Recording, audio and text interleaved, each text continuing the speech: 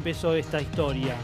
Porque este docente, profesor de lengua y literatura, se empeñaba mucho en tener vínculo con los niños, con sus alumnos, un vínculo muy cercano, los invitaba, les hacía regalos, les dijo que como ellos estaban aislados durante la pandemia, a fin de año, en el año 2020, los invitó a un campamento. Hablamos de alumnos de 12, 13, 14 años, y vos sabés que a uno de esos alumnos lo invita a su casa, lo encuentran in situ con ese menor de edad y ahí empieza la investigación. Claro, en el medio el alumno sube una historia a Instagram, historia que fue clave recuperar porque estaba entre las historias privadas de mejores amigos, en donde se ve al docente con el menor en una situación de intimidad, con bebidas alcohólicas alrededor. Este fue un caso famosísimo en su momento. Sí, sí. Cuando tenía carácter de noticia. Fue tapa, fue portada. Después, obviamente, una noticia fue tapando a la otra y quedó atrás. Pero vos sabés que lo que pasó en el juicio en estas horas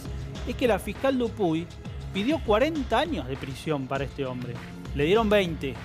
O sea, el desfasaje que hay entre la acusación y lo que se termina dando es enorme. Lo que pasa gigante. es que se sospecha que son muchos más los casos, solo que uno puede condenar a partir de los que denunciaron o en todo caso los que pudieron probarse. Pero en realidad detrás de esto hay una historia mucho más sórdida, ¿no?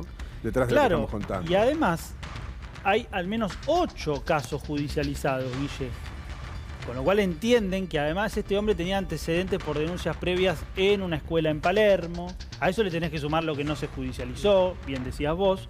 Y la acusación con condena, este hombre está en el 6, alojado desde el año 2020, insisto, es abuso sexual agravado, abuso sexual simple, abuso sexual con acceso carnal, y también le han imputado, y lo han procesado por supuesto, por la tenencia y la distribución de material infantil con menores sexualizados.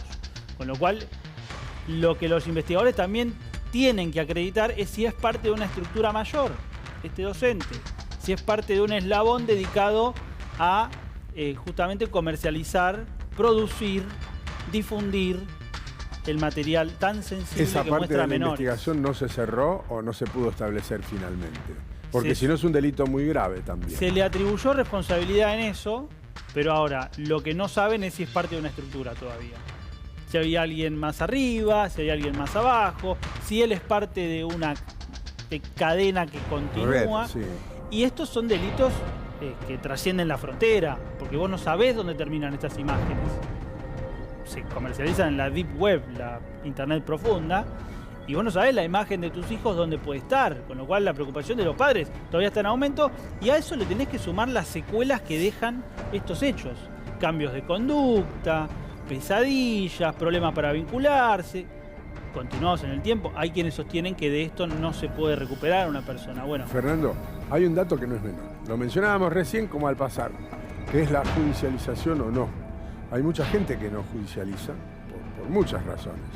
Vamos a poner ahora sobre la mesa, pero prefieren no hacerlo después de haber pasado por una situación así. O descubren, muchos años después, que aquello que habían tomado como normal había sido un abuso sexual. Y generalmente pasa con este tipo de depredadores que estuvieron en muchos lugares.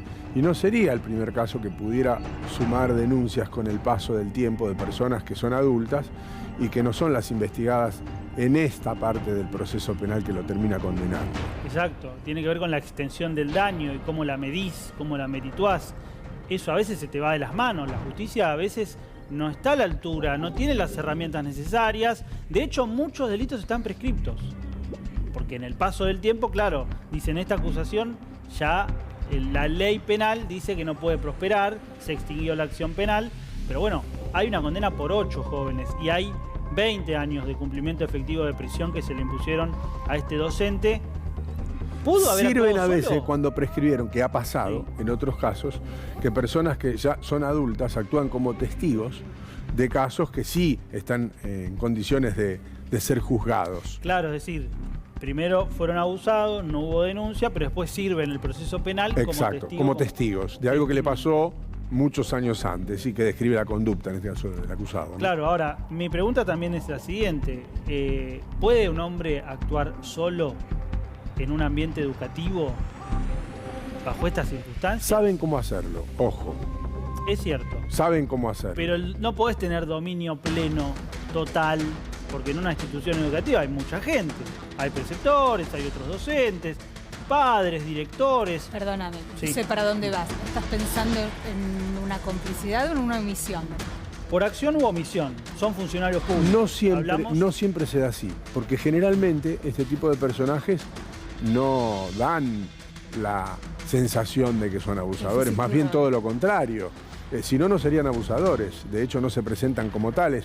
Siempre digo que los malos se ven malos en las películas nada más. Aparecen vestidos con camperas negras y anteojos de sol negros. En la vida real son las personas más simpáticas.